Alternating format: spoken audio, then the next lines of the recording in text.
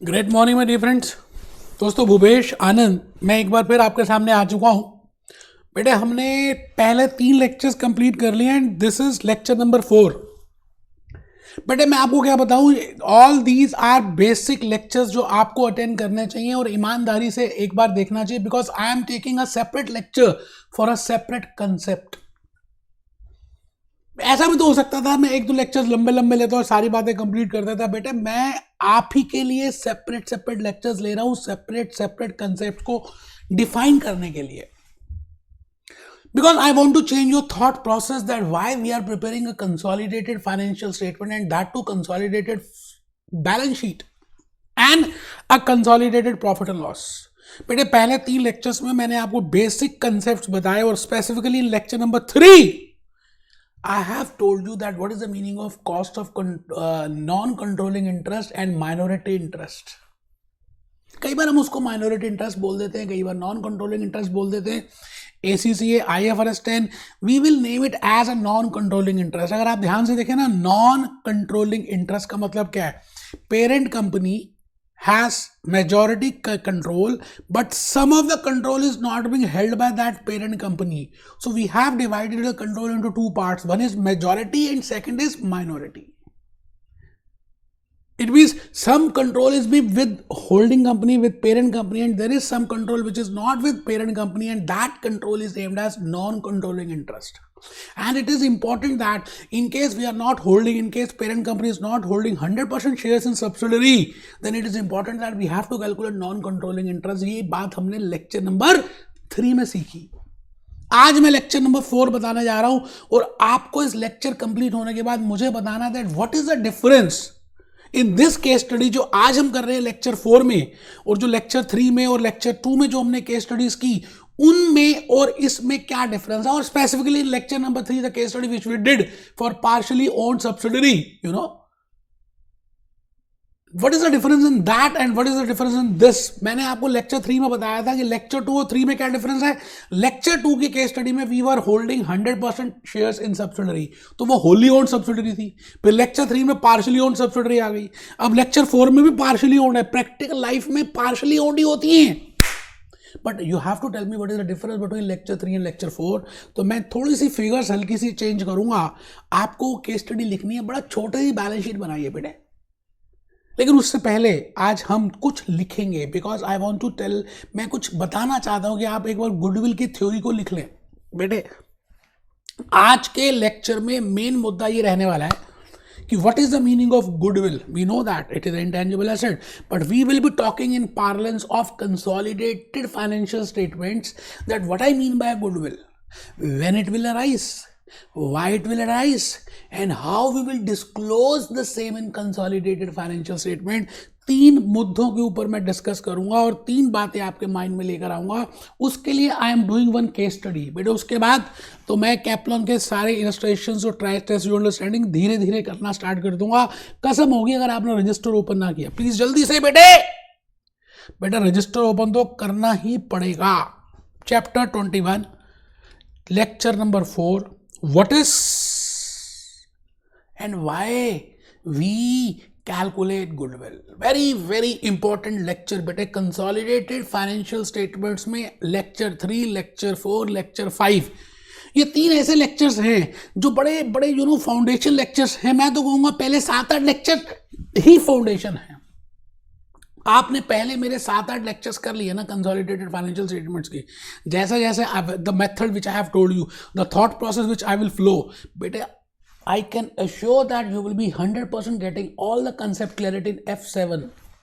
तो आइए, मैं भूपेश आनंद आज आप ही के साथ आप ही के लिए फर्स्ट पॉइंट लिख रहा हूं, goodwill. No doubt it is. When I say good plus will, it means your intention is good. It means your brand value is more. When I say Haldiram, आपके माइंड में एक पिक्चर सी बन जाती है बेटे हल्दीराम को लेकर। अपोलो टायर्स, आपके माइंड में एक पिक्चर बन जाती है। ओला कैब्स, उबर कैब्स, बेटे एप्पल कंप्यूटर्स, एप्पल का फोन, आईफोन, आपके माइंड में पहले से ही आईफोन को लेकर कुछ एक इमेज बनी हुई है।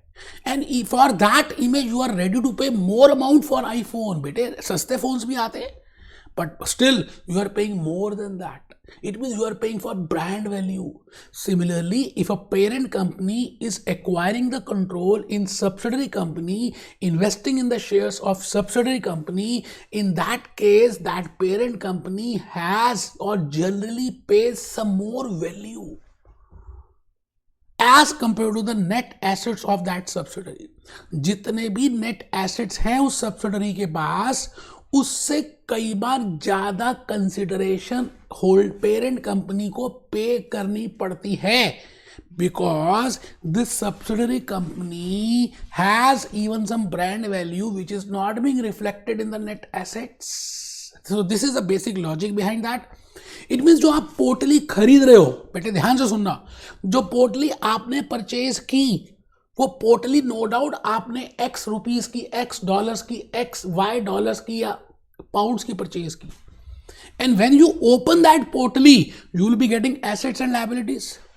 बेटे मैंने लेक्चर 2 में केस स्टडी 1 जो बताई, मैंने पोटली ली 2 लाख रुपए की और उसमें से मुझे निकले भी 2 लाख रुपए एसेट्स और liabilities. Net assets I got 2 lakh. ये कहीं नहीं है तो अभी जाकर देख लो. लेक्चर 3 में केस स्टडी नंबर 2 जो मैंने डिस्कस किया, बेटे उसमें भी the amount which you have paid for पोटली by chance, it is not by chance, deliberately मैंने उसको जान के the value which I have which I have place for that investments, you know, उसका वैल्यू उतना ही था जितना नेट एसेट का वैल्यू था. इसका मतलब आपने जो पोटली परचेज की, पार पे परचेज की, उतने के नेट एसेट्स मिले आपको. लेक्चर 2 में भी, लेक्चर 3 में भी, आज मैं लेक्चर 4 कर रहा हूं. तो मैं क्या करूंगा, आज पोटली का जो प्राइस है, पोटली की जो वैल्यू है, मैं उसको थोड़ा एप्रिशिएट कर दूंगा. इट मीन्स आपने वो पोटली महंगे में खरीदी, you have purchased at a higher price, but when you have open that पोटली, जब आपने उस इन्वेस्टमेंट को रिप्लेस करने की कोशिश की with the help of net assets, आपको जो वैल्यू मिली नेट एसेट्स की, that was less than the amount which you have paid for that पोटली. You getting my point? So the difference between, you know, because you have paid more and you are getting less, so the difference which you are paying, that is for brand value, and that I will say is named as goodwill. तो आइए दोस्तों, point number 1, इसी thought process के साथ हम आगे चल रहे हैं. It arises because investor is buying a established business. Why? What is the reason for that? Why parent company is ready to pay more amount for that subsidiary? So it arises because investor is buying a established business. So value of S Limited, when I say S Limited, it means a subsidiary company. Subsidiary company, the value of the S Limited, because it is a running business, it is an established business, that value is more than the value of net assets. Is more than the value of net assets. So the excess consideration paid by parent, so the excess consideration paid by parent for acquiring control over subsidiary, the excess consideration paid by parent, the excess consideration paid by parent for acquiring control over subsidiary. बेटे लिखना है, मैं फिर repeat करता हूं, एक एक word important है. आपके लॉजिक्स, आपके कंसेप्ट धीरे धीरे क्लियर होंगे, बिल्कुल घबराना नहीं है, आपने कोशिश करते रहना है. कोशिश करने वालों की हार नहीं होती, कोशिश करनी है. बेटे मैं थॉट प्रोसेस आपको लेकर आ रहा हूं, लॉजिकली बातों को समझना, रट्टाफिकेशन नहीं करना. तो goodwill, it arises because investor is buying a established business, so value of S limited is more than the value of net assets, so the excess consideration paid by parent for acquiring control over subsidiary, that is S Limited, because P Limited is acquiring the control of S. So the excess amount which is being paid by P Limited for acquiring S Limited, it is named as goodwill. लिखना है बेटे, पहला point पूरा लिखना है, सबने लिखना है. सेकेंड पॉइंट, अब गुडविल है क्या? We have already seen in chapter 7, chapter 8, chapter 9 that it is a non current asset. It is a non-current intangible asset, so it should be shown in the non-current asset block. तो second point लिख लीजिए, goodwill is a non-current intangible asset which represents the brand value of S Limited, which represents the brand value of S Limited. आराम से लिखना है, सबने लिखना है. Goodwill is a non-current intangible asset which represents the brand value of S Limited. ठीक है जी.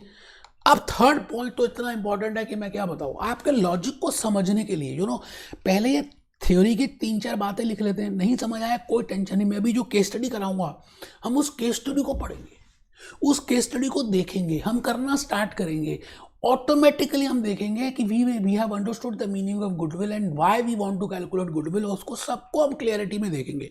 But एक फॉर्मेलिटी है कि थोड़ा सा थ्योरी लिख लेते हैं सो दैट हम इस प्रैक्टिकल करने के बाद दोबारा थ्योरी में आएंगे। बेटे पहले हम स्विमिंग सीखेंगे, तैरना सीखेंगे, पानी में चले जाएंगे और उसके बाद फिर थ्योरी की बुक पढ़ेंगे क्या है। While replacing investments, because we while preparing consolidated balance sheet, we are replacing investments with assets and liabilities. So while replacing investments by P in S, बेटे इन्वेस्टमेंट्स जो P लिमिटेड ने की हैं S limited में, और जो investments P limited के asset side में आ रही हैं in S limited, it is important to find out the difference between the price paid for that Potli.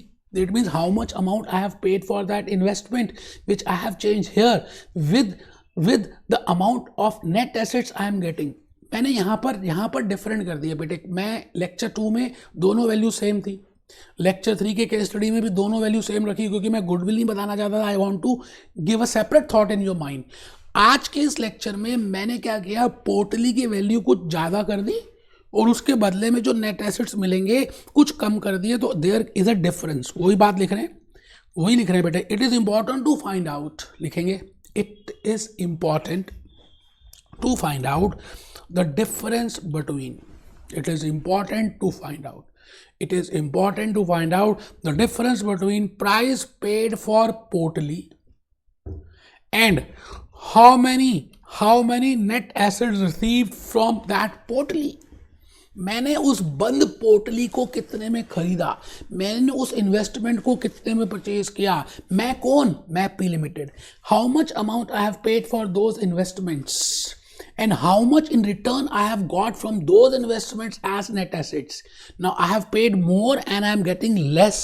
It means I must have paid excess amount as goodwill and that is to be calculated.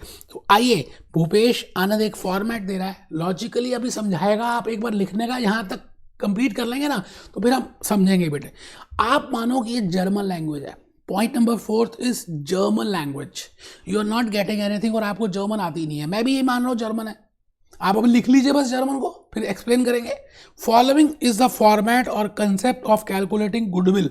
बेटे कई books में इसको cost of control भी कहते हैं, but in PBB, in Kaplan, they have used the word goodwill, but I will also name it as cost of control, because the excess amount you are paying for controlling that subsidiary company or for the brand value of that subsidiary company, तो मैं इसको goodwill भी कह सकता हूँ या cost of control भी कह सकते हैं। अगर आप बार बार पढ़ें तो आपको समझ आएगा what is the cost which is being paid by parent for controlling this subsidiary, excess cost, you know।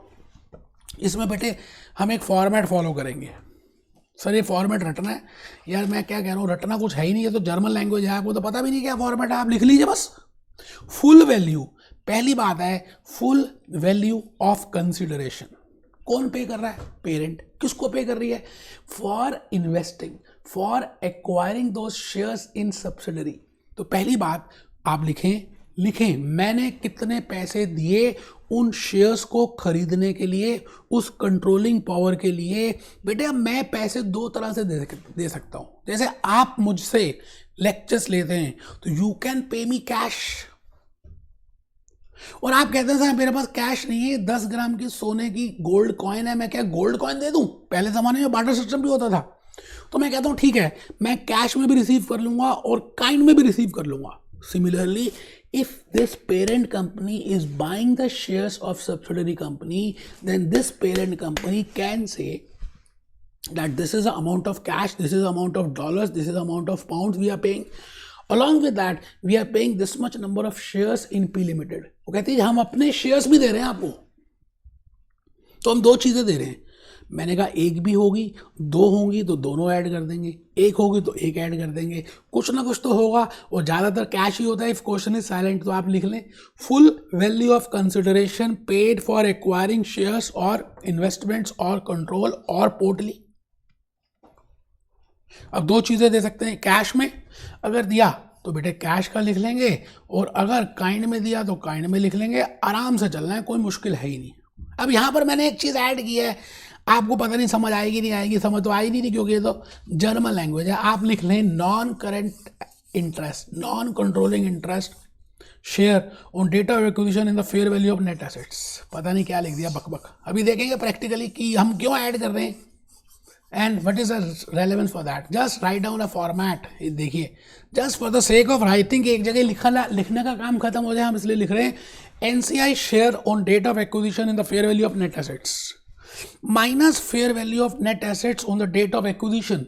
ये बात तो फिर भी समझ आती है, ये जो माइनस कर रहे हैं कि हमने इतने पैसे दिए पोर्टली से और हमारे को इतने शेयर्स नेट एसेट्स मिले, तो लेस आप लेकिन प्लस कर चुके हैं। आपने प्लस में भी लिखा है non controlling interest share on date of acquisition in the fair value of net assets, ये भी प्लस किया आपने, minus fair value of net assets on the date of acquisition, minus fair value of net assets on the date of acquisition.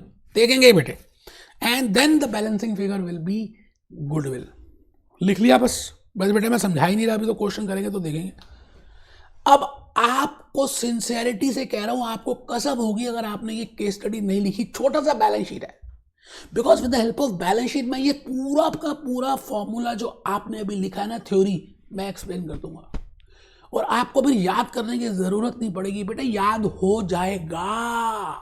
There is a difference. अगर आप किसी चीज का logic समझ के याद करते हो तो जल्दी याद होगा, समझ के याद करना और याद करके समझ करने में डिफरेंस है। मैं चाहता हूं आप समझ के याद करें तो लाइफ लॉन्ग आपके पास रहेगा। उसके लिए केस स्टडी लिखनी है, लिखना स्टार्ट कर रहे हैं। Following are the stand alone balance sheets of parent and subsidiary company. I have written 2 companies, मैंने दोनों की स्टैंड अलोन बैलेंस शीट्स बना दी हैं, बिकॉज आपको स्टैंड अलोन बैलेंस शीट्स पता होंगी, then only you can prepare the consolidated balance sheet as on 31 December 2021। 20-21 के 31/12 की रात तक की बैलेंस शीट है। पी लिमिटेड बेटे आपको पता ही अब कैसे बनाते हैं, non current assets. Non current asset में आ रहा है plant property equipment. P limited के 6 लाख हैं, एस लिमिटेड के 4 लाख हैं। कैलकुलेटर बाहर निकाल लीजिए। नॉन करंट एसेट्स में दूसरा आइटम है investment in 60% shares of S limited. इसका मतलब जो पी लिमिटेड ने एस लिमिटेड के शेयर्स में इन्वेस्टमेंट की है वो 2,30,000 रुपए की है। 2,30,000 रुपए के शेयर्स खरीदे हैं किसने? एच ने। किसके? एस के। पोटली खरीदी है 2,30,000 की। अगर इस 2,30,000 की पोटली को जब हम खोलेंगे तो हमें नेट एसेट सपोजिंगली 230 मिले, जो आज तक मिलते हैं लेक्चर 2 में, लेक्चर 3 में, तो then there is no goodwill. But मैंने इंटेंशनली यहां पर डिफरेंस क्रिएट कर दिया so that your thought process will start, you know, that why, what is the amount which we are getting from that, you know. ठीक है जी। Current assets 70,000 और 1 lakh, total कर लीजिए एक बार। 6 और 2 30, 8 30 प्लस 70,000, 9 लाख आ रहा है बेटे, और वो 5 लाख है। ठीक है जी, बहुत बढ़िया। करंट एसेट्स भी लिख लिए, सबने लिख लिए बेटा, एसेट साइड लिख ली। ये स्टैंड अलोन बैलेंस शीट्स हैं। आइए हम इक्विटी शेयर कैपिटल की तरफ करें। As on 31 December 2021 share capital बेटा 4.5 लाख की है। रिटेन अर्निंग 1,10,000 की है। अच्छा, रिटेन अर्निंग का मतलब क्या होता है? इसमें रिजर्व्स भी हैं, इसमें जनरल रिजर्व भी है, इसमें profit and loss credit balance भी है। Retain earning means revenue profits जो पिछले सालों से क्यूमुलेट होकर इकट्ठे होकर जैसे आपका पिगी बैंक होता है, पिगी बैंक में आप पैसे डिपॉजिट करते हैं तो पता नहीं 1 साल पहले भी डिपॉजिट किए वो भी तो आ रहे हैं, 6 महीने पहले भी दिए थे वो भी आ रहे हैं, जो आज पॉकेट मनी मिली वो भी ऐड कर दिए। तो इसका मतलब टोटल अमाउंट रिटेन अर्निंग का पी लिमिटेड की बुक्स में 1,10,000 है और एस लिमिटेड की बुक्स में 90,000 है। ठीक है जी। नॉन करंट लायबिलिटीज है ही नहीं। ठीक है, अच्छी बात नहीं है। तो करंट लायबिलिटीज स्ट्रेट पेबल 3,40,000 के और 2,10,000 के। एक बार टोटल कर लें बेटा, आप लिखे, मैं तब तक टोटल कर रहा हूँ। 9 लाख है बेटे, और 3 और 2 5, बिल्कुल ठीक है बेटा। टोटल 1-2 इन्फॉर्मेशन हैं जो नीचे लिखी हुई हैं, आप इसको लिख लेंगे तो हम बस इसके बाद आज की केस स्टडी स्टार्ट करेंगे, थॉट्स लेकर आएंगे। शेयर्स परचेज ऑन 31 दिसंबर 2021, और जो बैलेंस शीट्स आपको गिवन है ना वो भी 31 दिसंबर 2021 की ही हैं। मतलब आखिरी दिन ही शेयर्स खरीदे और आखिरी दिन की बैलेंस शीट है। प्रिपेयर कंसोलिडेटेड बैलेंस शीट, वो कहता है उसी दिन कंसोलिडेटेड बैलेंस शीट भी बना दो, क्योंकि IFRS 10 ये कहती है if you are the real owner, reality में तो आप ही मालिक हो उसके, then you should prepare consolidated balance sheet because it will give a true and fair view to the investors, to the stakeholders at large. मैं रुक गया जी, आप देख लें आपने क्या क्या नहीं लिखा, लिखना है तो लिख लें, लिख लिया जी, देख लो क्या नहीं लिखा। अब हमें ये देखना है कि हमने ये पोटली 2,30,000 रुपए की खरीदी। पहली बात, आइए कुछ बातें लिख लें सो दैट कि हमें ज़्यादा समझ आ जाए कि हम क्या करना चाह रहे हैं। पहले तो लिखिए जी, first point, working note number 1, P Limited is holding 60% control in S Limited. So it is a case of partially owned subsidiary. बेटा 100% फुली ओन्ड नहीं है, पार्शली ओन्ड है। Working note number 2, non controlling interest, non controlling interest cancel cancel cancel. बेटे non controlling interest is 40%। बेटे आप ये बताओ ना, इसमें से इसको माइनॉरिटी भी कह सकते हैं। इट मीन्स कुछ ऐसे शेयर होल्डर्स हैं जिसका कंट्रोल पी लिमिटेड के पास नहीं है, क्योंकि पी लिमिटेड ने 100% शेयर्स नहीं लिए, पी लिमिटेड ने 60% शेयर्स ही लिए हैं एस लिमिटेड के। तो in this case there will be, you have to calculate non controlling interest. I think in the lecture number 3 also the same concept I have told you. In lecture number 2 मैंने आपको बताया था कि wholly owned subsidiary है, तो इसलिए यहाँ पर नॉन कंट्रोलिंग इंटरेस्ट निकलेगा ही नहीं, और मैंने बताया भी नहीं था। बट यहाँ पर we have to calculate the non controlling interest because 40% is not being controlled by P limited. ठीक है sir. Third point, working note number 3, it is better to prepare a timeline. बेटे एक टाइमलाइन, एक flow chart, एक group structure बनाना चाहिए। मैं ये कहना चाहता हूं, आप उसको कुछ भी नाम दे दे, मैंने उसको टाइमलाइन का नाम दे दिया। मैंने देखिए लिखा 1 जनवरी 2021 से 31 दिसंबर 2021। मैंने यहाँ लिखा पी लिमिटेड, मैंने लिखा यहाँ पर इसने ले लिए क्या 60% शेयर्स। इसका मतलब this is date of acquisition. नाम है बेटे, इस दिन से पी लिमिटेड और एस लिमिटेड के बीच में पेरेंट और सब्सिडरी कंपनी का संबंध कायम हो जाएगा। I will say this is date of acquisition, and if I will also say that all the profits, ये मैंने वैसे लेक्चर नंबर 5 में ज़्यादा एक्सप्लेन किया है, फिर भी अभी थोड़ा सा आइडिया बता रहा हूँ, करूँगा, that all the profits up to the date of acquisition of subsidiary company are named as pre-acquisition profits because they are prior to acquiring the shares, and all the profits after this date are named as post-acquisition profits because that is after acquiring that shares. You getting my point? आराम से बेटे, कोई जल्दी है ही नहीं। Working note number 3 मैं आ गया जी। वर्किंग नोट नंबर 4 में आराम से चलेंगे। हम ये देख रहे हैं, क्या देख रहे हैं बेटे? वर्किंग नोट नंबर 4 में हम देख रहे हैं that the amount of investments, ये जो इन्वेस्टमेंट्स हमने खरीदी हैं 60% की, ठीक है जी, 60% की। अब हमें फुल कंसोलिडेशन अडॉप्ट करना है। मैंने 30% मैंने का बताया था what is the meaning of full consolidation and what is the meaning of partial consolidation. तो मैं बार बार डिस्कस नहीं कर रहा, from today only I am starting with full consolidation. Even the last lecture number 3 also I have told you full consolidation. ठीक है जी। ये investments purchase की गई हैं कितने की? 2,30,000 की, 2,30,000। We have purchased these investments at 2,30,000. So I will be finding out, मैं ये देखूंगा कि इस 2,30,000 में से मुझे एसेट्स और लाइबिलिटीज में क्या क्या मिलेगा, एसेट्स और लाइबिलिटीज में क्या क्या मिलेगा। सो मैं आ रहा हूँ जी एसेट्स में, एस लिमिटेड की एसेट्स में। एस लिमिटेड के एसेट्स में एक तो एसेट्स 4 के हैं, एक का है 5, तो मैंने लिख दिया जी एसेट्स आर 5।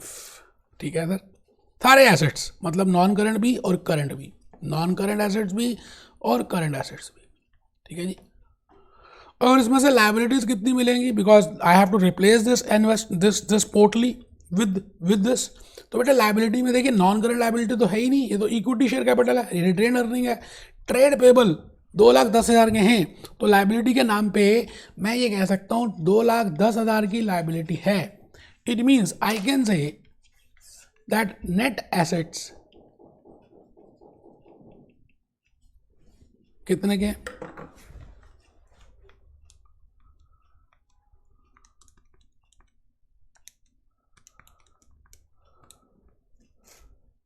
$2,90,000।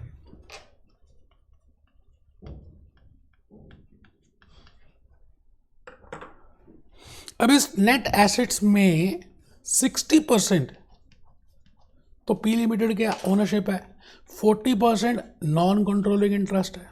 आप निकालिए जरा 2,90,000 का 60%, ये आगे बेटे 1,74,000। प्लीज एक बार सब करेंगे, और 40% अगर हम निकालें, ये बेटे आ गया 1,16,000। आराम से देखिए, कोई जल्दी है ही नहीं, मैं तो लॉजिक और कंसेप्ट लेकर चला हूं, तो जल्दी किस बात की करनी है। It means the net asset 60% अगर हम देखें तो 174 है, और 40% देखें तो 1,16,000 है। आप पहले यहां तक बता दीजिए, ठीक है। मैंने कुछ भी नहीं किया, मैंने देखा कि मैंने वो पोर्टली कितने की खरीदी है, 2,30,000 की पी लिमिटेड, और उसमें से क्या क्या मिला, एसेट्स और liabilities. Cancel cancel cancel. Assets में I have receive non current asset plus current asset, वो मैंने ऐड करके दिखा दिए, 5 लाख हैं। सब्सिडरी कंपनी के एसेट्स 5 लाख के हैं, और सब्सिडरी कंपनी की लाइबिलिटीज देखें तो नॉन करंट है ही नहीं, करंट लाइबिलिटी 2,10,000 रुपये की है। इट मीन्स नेट एसेट्स कितने हो गए, 2,90,000 के। उस 2,90,000 में 60% जो शेयर है वो पी लिमिटेड का है, तो मैंने वो कैलकुलेट किया 1,74,000, और नॉन कंट्रोलिंग इंटरेस्ट 1,16,000 है। इसका मतलब आप ये समझ लें, ये समझें कि जो पी लिमिटेड ने पोर्टली खरीदी है कितने की, 2,30 की, 2,30,000 रुपए की, इसको जब खोला तो उसमें से उसको 1,74,000 1,74,000 के ही नेट एसेट्स मिले, 1,74,000 के ही नेट एसेट्स मिले। It means P limited has paid more amount. P limited ने 2,30,000 रुपए दिए थे, लेकिन उसको उसके बदले में नेट एसेट्स जो मिले, टेंजिबल एसेट्स जो मिले, वो 1,74,000 के मिले। तो आप ये बताइए, आपके हिसाब से अगर मैं देखूं तो 2,30,000 में से 1,74,000 का डिफरेंस अगर आप देख लें तो बताइए सर डिफरेंस कितना होगा। 10 में से 4 गए 6, 12 में से 7 गया 5, 56,000। It means 56,000 is the excess amount paid. मेरे 56,000 is the excess amount paid by P Limited for investing in S Limited 60% shares. It means this is nothing but goodwill. ये तो बात रही समझाने की कि हम ये गुडविल बोलते हैं, but point is we have to follow full consolidation. हमें आज से ही, लास्ट लेक्चर से ही मैंने आपको बताया था, हम फुल कंसोलिडेशन फॉलो करेंगे। तो आप ये बताइए फुल कंसोलिडेशन का मतलब क्या कहना चाह रहा हूँ मैं यहाँ पर आपको। मैं ये कहना चाहता हूँ कि आप क्या करेंगे, फुल कंसोलिडेशन में आप लिखेंगे no doubt we have paid. हमने कंसिडरेशन कितना दिया, पी लिमिटेड ने कंसिडरेशन कितना दिया, 2,30,000, ठीक है। But because I want to follow the full consolidation, तो मैं 100% एसेट्स लेस करूंगा, because in consolidated balance sheet में सारे एसेट्स 100% ऐड करूंगा, liabilities of S limited 100% add करूंगा. आई विल नॉट ऐड 60% और 60% लाइबिलिटीज और 60% assets, because that is partial consolidation. As per IFRS 10 हमें फुल कंसोलिडेशन करना है, तो भले मेरे पास उसकी वोटिंग पावर 60% है, बट जब मैं बैलेंस शीट बनाऊंगा तो 100% एसेट्स ऐड करने वाला हूं. इसलिए मैं यहां पर गुडविल को निकालने का तरीका एक हल्का सा चेंज कर रहा हूं. आंसर 56 ही आने वाला है. देखिए जी, आंसर 56 ही आएगा. वो जो 56 है खाली लॉजिकली आपको समझाने के लिए बताया, क्योंकि IFRS 10 ये कहता है as per fair value accounting you should follow this method, this procedure. एक ही बात है क्या? देखिए जी, हम यहां पर net assets of S limited full consolidation के हिसाब से कितने बेटे नेट एसेट्स? 2,90,000 के. ये रे, तो 2,90,000 मैं लेस करने वाला हूं. Because I am following full consolidation, so I should combine the assets, full 100% assets of P Limited with 100% assets of S Limited. मैं सब कुछ 100% करने वाला हूँ. लाइबिलिटीज पे 160 तो करूँगा ही नहीं, तो मुझे नेट एसेट्स फुल 100% ही लेस करने हैं, 2,90,000. ठीक है जी. अब इसका मतलब है कि आपका ये जो बैलेंस शीट है, अब गुडविल देखिए 56,000 आ रही था, तो मैं यहाँ पर लिख रहा हूँ value of non controlling interest. Value of non controlling interest मैं ऐड कर दूंगा. आप देखिए जी, value of non controlling interest कितना आ रहा है? Value of non controlling interest is 1,16,000. Value of non controlling interest is 1,16,000. Value of non controlling interest is 1,16,000. मैंने नॉन कंट्रोलिंग इंटरेस्ट को ऐड कर दिया और फिर 100% एसेट्स लेस कर दिए, क्योंकि जब मैं बैलेंस शीट बनाऊंगा तो मुझे 100% एसेट्स ही ऐड या लाइबिलिटीज ऐड करनी है. तो अब आप चेक करिए, 2,30,000 प्लस 1,16,000 माइनस 2,90,000, ये देखिए 56,000 आ रहा है. अब एक बच्चा तो कहता है सर मेथड कौन सा? बेटा ये मेथड ही फॉलो करना है, तभी तो मैंने आपको ये मेथड बताया, तभी ये फॉर्मेट बताया. अब आप देखिए मैंने आपको क्या क्या बोला, जो आपको थ्योरी आज लिखवाई है, अब आपको समझ आएगी. It arises because the investor is buying established business, so value of S limited is more then this, the difference between the amount which is paid. अब यहाँ देखिए आपने क्या लिखा, गुडविल इज ये तो ठीक है. वाइल रिप्लेसिंग पोर्टली by P in S, it is the important to find out the difference between the price paid for पोर्टली. बेटे यहाँ पर हमने जो प्राइस पे किया वो कितना था? 2,30,000. And how many net assets received from that? तो हमने पहले जो कैलकुलेट किया वो नेट एसेट्स कितने थे, जो मैंने पहले समझाने के लिए बताया, 174.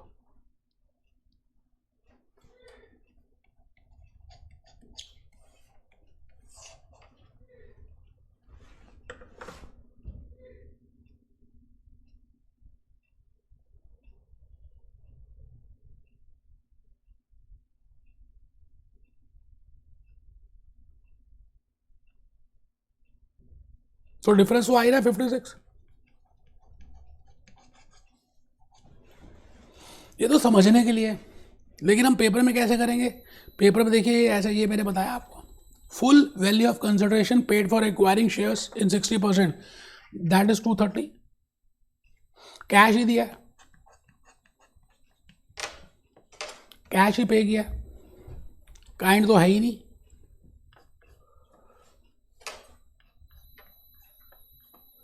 ठीक है जी. अब यहां पर हम fair value of net assets पूरा लेस करने वाले हैं. Fair value of net assets कितना है? Fair value of net assets कितना है? 2,90,000. तो यहां पे 2,90,000 लेस करेंगे, बिकॉज हम फुल कंसोलिडेशन कर रहे हैं, तो 100% एसेट्स लेस करेंगे.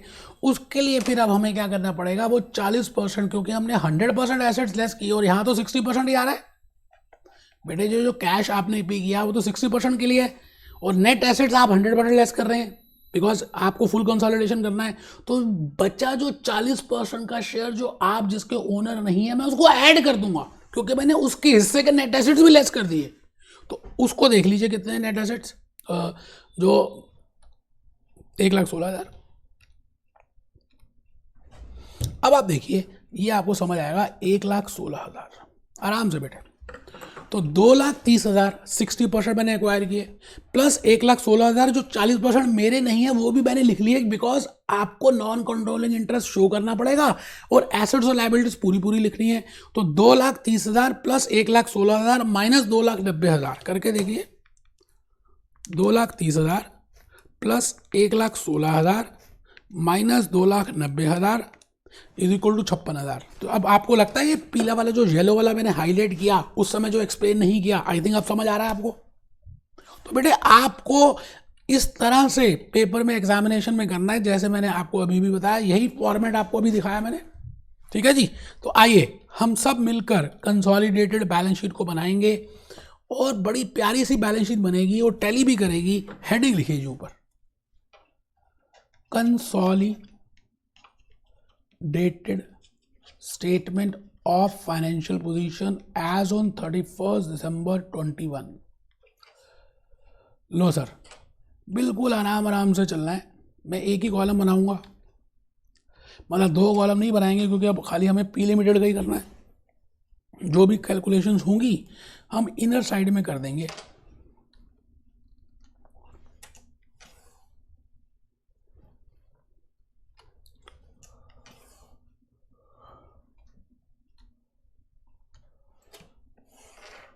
लो जी, ये लिख दिया जी मैंने, non current assets. Main heading तो लिखी दीजिए आप भी। अब एक ट्रिक और बतानी है मैंने, जब भी whenever you want to prepare a consolidated balance sheet, आप अपने सामने स्टैंड अलोन बैलेंस शीट्स दोनों कंपनीज की अपने सामने रखिए। अभी देखिए मैं आप अपने सामने रखूंगा, उसी को पढ़ूंगा, वहीं से कंसोलिडेटेड बैलेंस शीट बना दूंगा। तो घबराना नहीं है, बिल्कुल मिलेगी। ये आ गया इक्विटी, ये आ गया नॉन करंट लायबिलिटीज। हमें नहीं पता अभी लायबिलिटीज नॉन करंट है या नहीं, हम डैश कर देंगे, कोई घबराने की बात है ही नहीं। और फिर आ गया जी करंट लायबिलिटीज।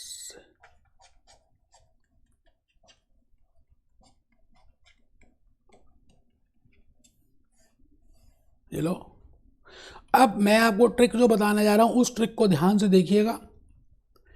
आप अपने सामने बैलेंस शीट्स रखिएगा और बैलेंस शीट्स को पढ़ते रहिएगा। बैलेंस शीट खुद बता देगी क्या करना है। Non current assets, plant property equipment, P के अपने 6 लाख हैं और एस के 4 लाख हैं क्योंकि फुल कंसोलिडेशन है। तो मैं यहां पे आ गया जी, मैं यहां पर आ गया, प्लांट प्रॉपर्टी इक्विपमेंट पी के हैं 6 लाख और एस के हैं 4 लाख। हम फुल कंसोलिडेशन कर रहे हैं इसलिए 10 लाख पूरे दिखाएंगे। Even though I have 60% voting power, but I will be adding assets 100% because I am doing full consolidation. That's why we are showing non controlling interest. Again I will go to that question and that question will again tell me that what is to be done now. PPE मैंने कर दिया। मैं आ गया next asset में, investments, portly 60% portly जो मैंने खोल दी। अब तो बेटे 2,30,000 दिखाएंगे ही नहीं। क्यों? क्योंकि मैंने इस पोर्टली को खोल दिया। मैंने बेटे इस पोर्टली को ओपन कर दिया। इसमें से क्या क्या निकला? ये एसेट्स निकले, ये एसेट्स निकले और ये लायबिलिटीज निकली। ठीक है, हम इस पोर्टली की जगह ये एसेट्स और लायबिलिटीज दिखाएंगे, लेकिन हमने ये चेक किया that how much amount we have paid for this portly and how much amount we have received from this portly and that difference is 56,000 and that is a goodwill. तो मैं क्या करूंगा, मैं गुडविल में दिखाने वाला हूं and goodwill is a non current asset, we know that. तो मैं यहां पे लिख रहा हूं जी गुडविल 56,000। इट मीन्स जब आप पोर्टली के पास आएंगे तो ऑटोमेटिकली आपका थॉट प्रोसेस वहां चला जाएगा कि इस पोर्टली को अब अपने खोल दिया था, इस पोर्टली से क्या कुछ फायदा नुकसान हुआ था? अगर नुकसान होगा तो उसको गुडविल कहेंगे क्योंकि पी लिमिटेड के लिए नुकसान है, बिकॉज पी लिमिटेड को ज्यादा पैसे देने पड़े। मैं कहना क्या चाह रहा हूं कि क्वेश्चन खुद आपको बताएगा क्या करना है। मैंने कुछ भी नहीं करना, कुछ रटना ही नहीं। हम आगे करंट एसेट्स में we are following full consolidation. तो बेटे करंट एसेट में 70,000 पी के हैं, 1 लाख एस के हैं, फुल कंसोलिडेशन है। तो मैं लिख रहा हूं जी 70,000 एंड 1 लाख। ये पी लिमिटेड, ये एस लिमिटेड, 1,70,000 तो मैंने दिखा भी दिया और बेटे एसेट साइड मेरी कंप्लीट हो चुकी है। तो मैं 1,70,000 और इसका सबको टोटल कर देता हूँ 10,56,000 प्लस 1,70,000, ये आ गया जी 12,26,000 एसेट साइड का। तो टोटल भी कर डाला हमने। हम आ गए जी नेक्स्ट साइड में और इसको फिलअप करने के लिए हम दोबारा से उसी क्वेश्चन में जा रहे हैं। आपको पता है हम पोर्टली को खोलते हैं और पोर्टली में से एसेट्स और लायबिलिटीज निकलते हैं। तो एसेट सब्सिडरी कंपनी के एसेट्स और सब्सिडरी कंपनी के लायबिलिटीज ऐड करते हैं, but share capital subsidiary company का हमें कुछ लेना देना नहीं है। शेयर प्रीमियम सब्सिडरी कंपनी का कुछ भी लेना देना नहीं है बेटे। We do not touch that, you know that, we only combine assets and liabilities. तो मैं शेयर कैपिटल में 450 लिखूंगा और 1,10,000 लिखूंगा। तो मैं आ गया, ये इसका कुछ नहीं करना जी मैंने, इसका भी कुछ नहीं करना। 4,50,000 एंड 1,10,000, 4,50,000 एंड 1,10,000। आराम से चलना है, कुछ जल्दी है ही नहीं। This is share capital. जान के लिख दिया पी, वैसे लिखने की जरूरत भी नहीं, हमें पता है ये पी की होती है, because we have to just replace that portly with net assets, retained earnings. जान के लिख दिया पी, ठीक है जी। अब दोबारा से हम आ गए, हमने कहा और देखें और क्या रह गया, और क्या रह गया। अच्छा अब आप ये बताइए कि आपने यहाँ पर जो शेयर कैपिटल ओन की थी सब्सिडरी कंपनी की, वो 60% तो ओन की थी, मगर आपने 100% एसेट्स और लायबिलिटीज ऐड कर दिए। तो यहाँ पर आप non controlling interest please show कर दीजिए, क्योंकि ये इंटरेस्ट आपका नहीं है, because we are following full consolidation कर रहे हैं। अच्छा जब फुल कंसोलिडेशन कर रहे हैं तो नेट कंट्रोलिंग इंटरेस्ट 1,16,000 का दिखा दीजिए, 1,16,000। नॉन करंट लायबिलिटीज है ही नहीं। मैं आ गया जी करंट लायबिलिटीज में, दोबारा से क्वेश्चन में आ गया। अब क्वेश्चन ये कहता है भाई 3,40,000 की तो ट्रेड पेबल्स हैं पी के, 2,10,000 उसके, तो 3,40 और 2,10, 3,40 और 2,10, ये पी के हैं, ये एस के हैं। टोटल कर देते हैं